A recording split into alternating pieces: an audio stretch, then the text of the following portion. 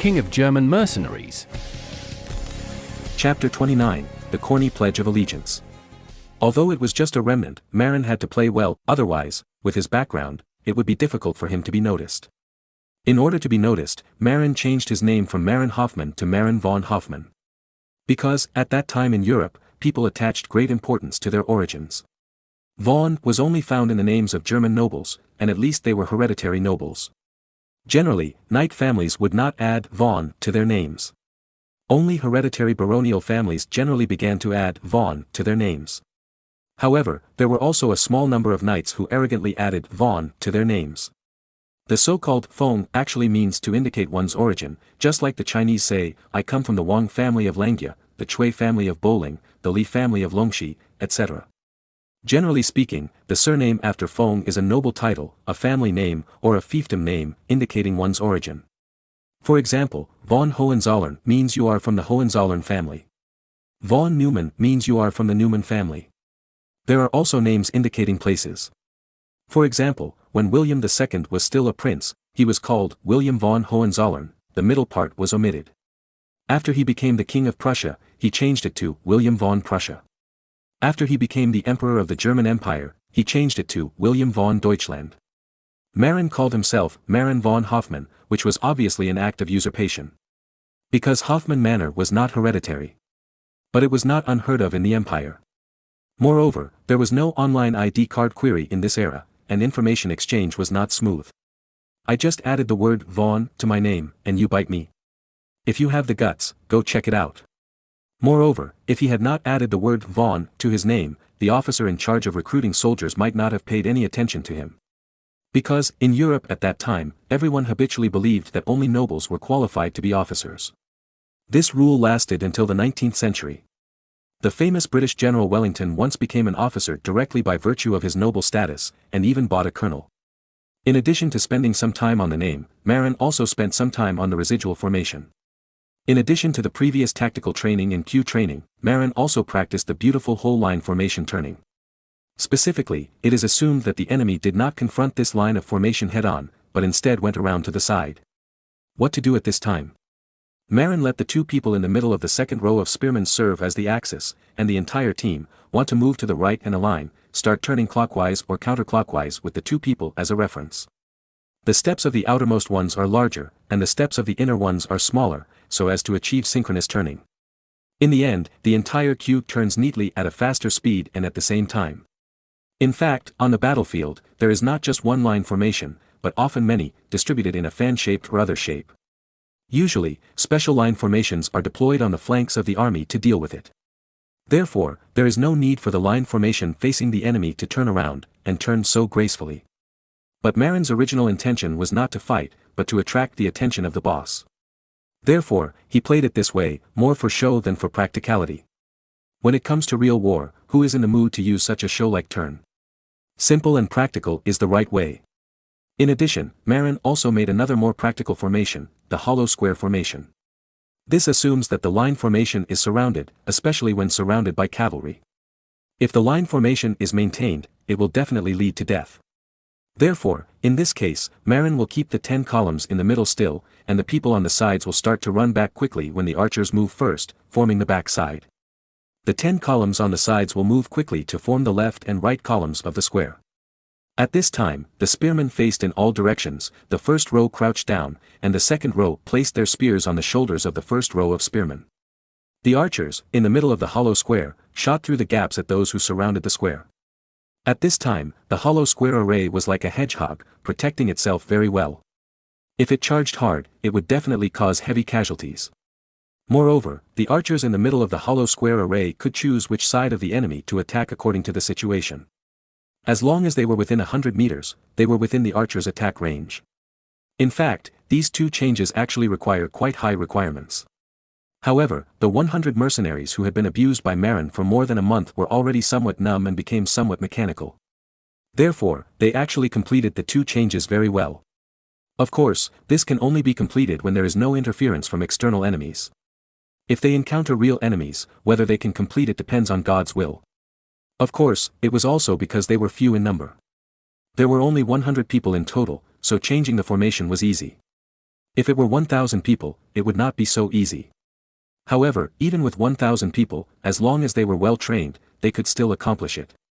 It just took a lot longer. After solving the problems of fake names and changing formations, Marin began to think about the clothing problem. The 100 mercenaries in front of him were wearing a variety of clothes. Although not as fancy as real mercenaries, they had begun to learn the strange clothes of real mercenaries. To be honest, Marin really wanted to customize a set of beautiful military uniforms for each of these idiots. Because, neatly dressed, can also make a deep impression on others. However, clothes are too expensive now, and Marin himself is too poor. So, he had to give up this idea. Finally, Marin thought about it and came up with a very economical way: get a piece of white cloth for each person, cut it in half, and sew it into a white vest that saves more cloth. This kind of vest is cheaper because it uses less material and is simple to make, only 8 pfennigs each. Then, Marin found ink and drew a black cross in front of each white vest.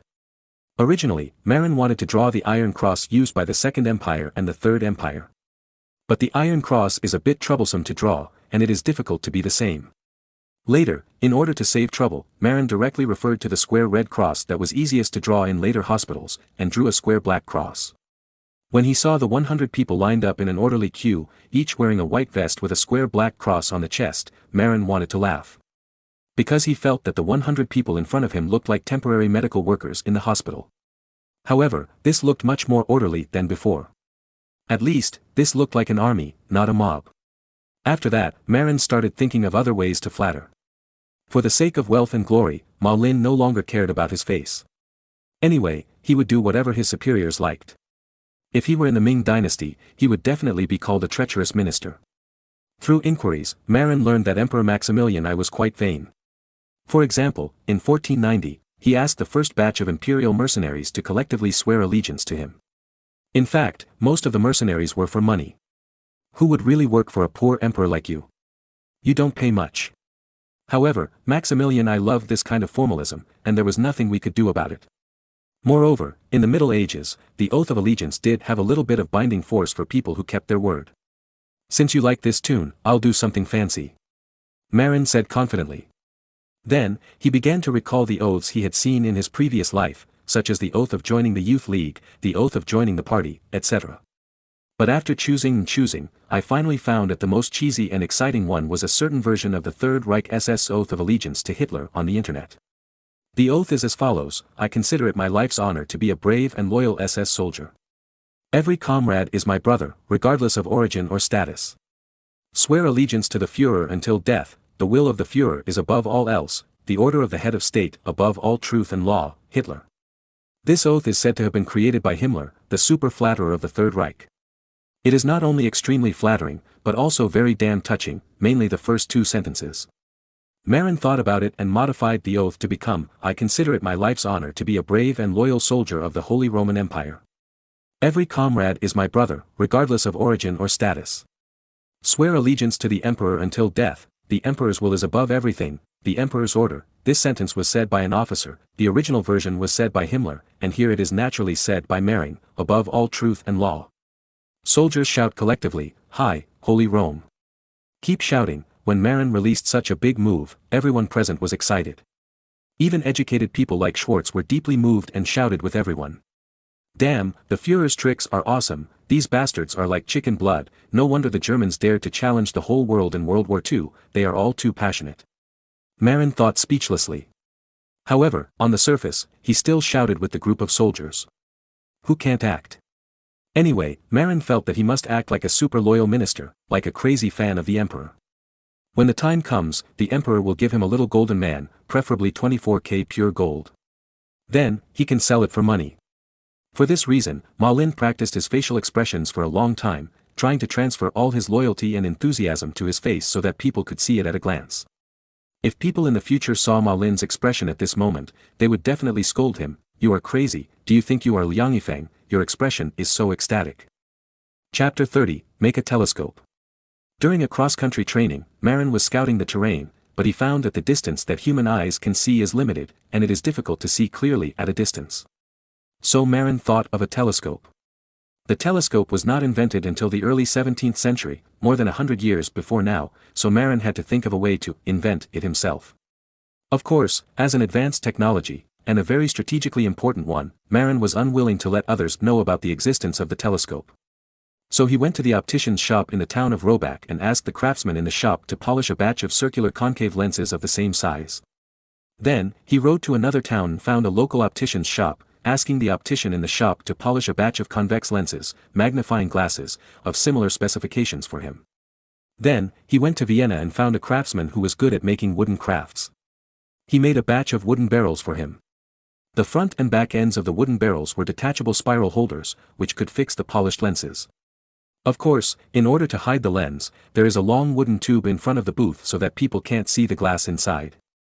If you don't pay attention, when Marin uses the telescope to look far away, others will think that Marin is observing something through a wooden tube. However, what makes Marin depressed is that the quality of glass in this era seems to be not good. Most glass is a little green. This is because the iron ions in the glass have not been removed, so the transparency of the glass is not very good. The earlier optical glass, lead glass, seems to have only appeared in Britain in the 17th century. Therefore, Marin can be sure that telescopes of this era cannot see too far, because the clarity of the glass is not enough. Sure enough, after Marin received the goods a few days later, he assembled the telescope by himself. He could pull out a long wooden tube and adjust the focal length. However, no matter how Marin adjusted it, the telescope's telescopic distance did not exceed 5 kilometers. Beyond that, it began to blur. Even at 5 kilometers, he could only make out the general situation, not see it clearly. Of course, this is much better than seeing with the naked eye for detecting the enemy. After assembling the two telescopes, Marin bought 2 wooden boxes and locked the telescopes. He was the only one who had the key, and no one else could open it. Even Kahn and his friends didn't know what it was. Later, in order to train Schwartz, actually Marin decided to be lazy and let Schwartz do some daily work for him. Marin organized several group confrontations. The confrontations were mainly carried out in the mountains, and Marin also used the mountain ambush tactics commonly used in the East. However, he did not dare to use the trick of throwing stones down from the mountain, because it would kill people. Schwartz led his men and made a long and careful detour, and then quietly moved towards the camp guarded by Marin. But what he didn't know was that Marin, who was high up in the camp, had already used a telescope to figure out his troop deployment and marching direction from 5 kilometers away, and made corresponding adjustments. When Schwartz's 50 men reached the camp, they were faced with traps and encirclements set by Marin. Others didn't understand, but Kohler, who didn't participate in the battle and was watching, seemed to understand a little bit. It seemed that Marin's ability to make corresponding subordinates was related to the 2 cylinders he locked in the box. However, as a servant, he couldn't ask casually, and he couldn't do so. The depressed Schwartz didn't understand why Marin could anticipate the enemy's moves. Then, Schwartz admired Marin even more. After several exercises, Marin seemed to realize that Kohler noticed the cylinder in his hand, so he felt that the cylinder in his hand seemed too conspicuous. So he found another craftsman, ordered a smaller lens and a smaller and more inconspicuous cylinder, and assembled a small telescope again. This telescope is very small, and Marin can cover most of it with his 2 hands, but it can still reach an observation distance of 5 kilometers. When Marin stood on a high place and looked into the distance with the telescope, others saw Marin's 2 hands in front of his eyes, thinking that his hands were used to block the sun. But in fact, he was holding a small cylinder in his 2 hands. In fact, telescopes are most useful for scouts. As a commander, Marin can observe the enemy's formation in front of the battle, but he can't go out for reconnaissance often. Some commanders go out for reconnaissance personally, but the end is usually not good. For example, Li Zicheng went out for reconnaissance personally and was killed by an unknown landlord's armed forces. Washington went out for reconnaissance personally and was almost sniped by Colonel Ferguson. So, after thinking about it, he decided to develop his attendant Saul into a scout. The reason for choosing Saul was that Saul's family were all serfs, and they were more reliable than outsiders. Moreover, Saul himself was very calm and intelligent. Judging from the fact that he recommended Schwartz, Saul was also somewhat intelligent. At least, he knew how to judge people. Moreover, Saul's eyesight was not bad. In addition, Saul often performed reconnaissance tasks when hunting before, and he had some experience in this. He could come back to report the location without alarming the deer or wild boars, which proved that he was very suitable for reconnaissance. Moreover, in this era, scouts often had to conduct close reconnaissance, which was very dangerous. If they were not careful, they would be discovered and hunted down by enemy sentinels. But with a telescope, scouts no longer need to get close to the enemy camp. They can just find a high point a few kilometers away and take out the telescope. In the era when telescopes were not popular, even people with the best eyesight had to get close to within 1 kilometer to obtain some important data. Ordinary people even had to get close to several hundred meters to see more clearly. Therefore, even if people of this era were conducting counter-reconnaissance, they would not go beyond 1 kilometer. Therefore, as one of the first people to use telescopes for reconnaissance, Saul's safety can generally be guaranteed. Afterwards, Marin and Saul had a private conversation. Marin tested Saul's loyalty and found it was pretty good. Then, he made Saul swear that he would never reveal any information about the telescope to anyone. Moreover, every time Saul went out for reconnaissance, he could only come to him to get the telescope. Usually, the telescope Saul used had to be locked in Marin's box. Not only that, Marin also asked that Saul not use the telescope in front of others to avoid being noticed. Saul didn't take it seriously at first, but when he got the telescope, he was really surprised. The first time he used the telescope, he was so scared that he almost dropped it. This is amazing. Saul was shocked. Okay, Saul, remember, you are not allowed to reveal the secret of the telescope to anyone. Including your relatives. Yes, master. Also, don't drink too much in the future. It's easy to say nonsense when you're drunk. Yes. Okay, go ahead. In the next few days, Marin assigned Saul several reconnaissance missions, taught him how to hide himself, and even gave him a set of camouflage reconnaissance clothing. After training, Saul completed the task better and better each time. In fact, this task is not difficult. Everyone can peek through a telescope from a few kilometers away. The key is to choose a suitable position to avoid being discovered by the enemy. Moreover, reconnaissance also requires patience. Fortunately, Saul is a very patient person. If he were as impatient, he would definitely not have so much patience to stay there and slowly count the enemy's number of people, the number of livestock, and the details of the vehicles entering and leaving.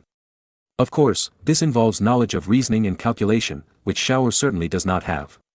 All Shower can do now is to estimate the number of people on the other side through the houses/tents, and to infer how many pots the other side has by the amount of smoke rising from cooking, and thus simply infer the number of people eating on the other side.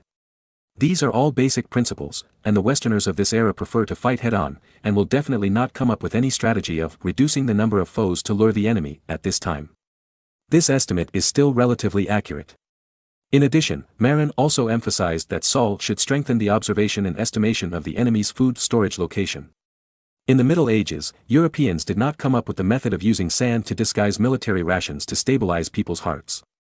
Therefore, investigating the enemy's food reserves is also conducive to estimating the enemy's military morale. Sufficient food will stabilize the military morale, and it can even facilitate the destruction of the enemy's food and grass. Chapter 31 Re-enlistment. At the end of February 1495, news came from Vienna that the emperor had finally decided to expand his army again. At this time, King Charles VIII of France had led a 60,000-man French and Savoy coalition army to the Kingdom of Naples, and on the way, the armies of other Italian city-states were swept away by them. Even the Papal States were crushed by Charles VIII. Charles VIII entered Rome with his army in a show of force and forced the Pope to crown him the King of Naples. The terrifying power of Charles VIII in sweeping across the Apennine Peninsula frightened the countries in Italy. Therefore, under the leadership of Venice, and the Papal States, the most prestigious, the Italian states decided to establish the Holy Alliance to jointly fight against the French who coveted Italian territory. The Holy Roman Empire, as a powerful faction and mortal enemy of the French, was naturally invited. You know, the Duchy of Burgundy was huge. In addition to the current county of Burgundy, Franche-Comté, there was also the Duchy of Burgundy, later the French Burgundy region, and the Netherlands. But after Charles the Bold was killed in battle, the French took advantage of the internal chaos in Burgundy and took away the large Duchy of Burgundy, Burgundy region, leaving Maximilian I, who inherited his father-in-law's estate, with only the smaller county of Burgundy, Franche-Comté, and the Netherlands. Therefore, Maximilian I and the French had a hatred for territorial disputes. Therefore, even without the Holy Alliance's solicitation, Maximilian I would have actively prepared for war. Of course, he would also pretend that he did not want to get involved in Italian affairs. In fact, he was just trying to get benefits from the Venetians. As we all know, the Republic of Venice is probably the country with the best financial situation in Europe. Although Venice is small, its business is extremely developed. At that time, the Ottoman Empire had just begun to rise and had not yet competed with Venice for hegemony in the Mediterranean. The new route was still being opened up, and the Portuguese had not yet arrived in India and could not challenge Venice's maritime trade status. Therefore, Venice was still in a strong stage. The powerful Venice had more than 3,000 galleys and 36,000 sailors. Although the total population of Venice is less than 200,000, the Venetians are rich. In this era, if you have money, you can hire a lot of mercenaries to fight for you. Therefore, the rich Venice has great potential for war. Even the powerful neighbor Austria dare not do anything crooked to Venice. Venice was a small country, but its finances were excellent. The annual revenue of Venice was as high as 2 million ducats, while France's revenue was only about 1.2 million during the same period. However, Venice is just a small city-state with a population of less than 200,000. France, on the other hand, is a large European country with a population of 15 million. Of course, in this era, the Netherlands had not yet risen, and Spain and Portugal were still exploring the sea. Therefore, no country in Europe could compete with Venice financially. Although France's fiscal revenue cannot catch up with Venice, it is better than Britain and the Holy Roman Empire. Why? Because France established the right to levy taxes permanently during the reign of Charles VII, and levied taxes permanently throughout the country. However, this excludes the fiefs of vassals, so this cannot be considered a universal taxation system. This makes France's fiscal situation among the best in Europe, otherwise, the French would not have been able to send tens of thousands of troops to invade Italy. Britain was not so bad either. Henry VII also began to imitate France in centralizing power, but he had not yet implemented a fixed tax system like France. Therefore, Britain's finances were far inferior to those of France, but it also had £120,000 per year, equivalent to 480,000 ducats. If the emperor had not been able to seek help from the imperial parliament and impose a war tax on the entire empire during the war, the Holy Roman Empire would not have had the strength to compete with France. Therefore, in Europe during this period, Venice was the undisputed leader in terms of financial strength. The Holy Roman Empire was just more intimidating because the emperor had many followers. Therefore, the emperor also had a crooked idea when facing Venice, hoping that Venice would help with some military expenses. Venice is naturally rich, and they can hire mercenaries from various Italian states. However, Italian mercenaries are not as good at fighting as Germans. Because Italians value business and are busy doing business. Or, they are obsessed with literature and art, and are busy picking up girls. The German region is more martial. The Swiss Confederation, which is rich in mercenaries, can also be considered as a part of the German region.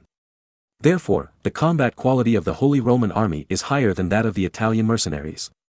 That is why Venice wants to win over the Holy Roman Army. Otherwise, if the Italian mercenaries were powerful, Venice would have dominated the European continent long ago. The Venetian envoys were naturally clear about the emperor's intentions. However, the Venetians did not care much because they were more afraid of the rich and powerful France than the poor Roman emperor. Therefore, the envoy promised that as long as the Holy Roman Empire gathered its army and marched to Italy, Venice would provide partial subsidies to satisfy the emperor. The reason for doing so was that they were afraid that the emperor would take the money and not do the work. By the time the emperor gathered his army and marched into Italy, it would be a waste of time if he didn't fight. It just so happened that the tax revenue from Burgundy had also arrived. Although the imperial parliament had not given in, the money from Burgundy could make the emperor's life much easier. Anyway, when they arrived in Italy, Venice also agreed to pay part of the money. If they won the war, there would be war dividends. The emperor, who had money, naturally became nervous. Then, the second round of recruitment notices were also sent to various places. The second round of recruitment officially began. After receiving the news, Marin quickly broke camp and loaded the supplies onto the ox cart. All the soldiers walked to Vienna. After more than a month of abuse by Marin, these mercenaries had no pressure at all about marching. You know, every day, Marin would force them to carry the backpacks, designed by Marin, hold spears, and march 5 kilometers armed off-road. At first, it was just 5 kilometers every morning. In the later period, it was 5 kilometers each morning and evening. You know, there were no cars in those days, and the infantry had to walk on their own. Even horses were very expensive. Moreover, horses eat more than people. Unless they were in a hurry, officers would not let soldiers ride horses. Unless they were cavalry. Therefore, infantry marches rely entirely on walking. Fortunately, this was the Middle Ages, and these mercenaries from poor families were used to walking. Wherever they went, unless it was very far, they basically walked. It was normal to walk dozens of miles a day. Unlike modern people, who are used to riding in cars, they probably wouldn't be happy to walk 5 kilometers. Under Marin's high-intensity training, everyone now feels no pressure for long-distance marches. Each of them, carrying a linen backpack with personal belongings, holding a spear, lined up in an orderly team, and walked silently on the road to Vienna. No one talked or laughed. Because before, some of them talked and laughed during the march, and then they were suppressed by whips and sticks. So everyone has formed the habit of marching quietly. Moreover, they are also used to obeying Marin's orders. This has become everyone's instinctive reaction after more than a month of training. Marin led everyone on a march. It took a whole day and 50 kilometers to finally reach the outskirts of Vienna. Then, Marin found that everyone was a little tired. After all, the longest marching distance before was only 20 kilometers. Although they could run 50 kilometers, everyone was tired.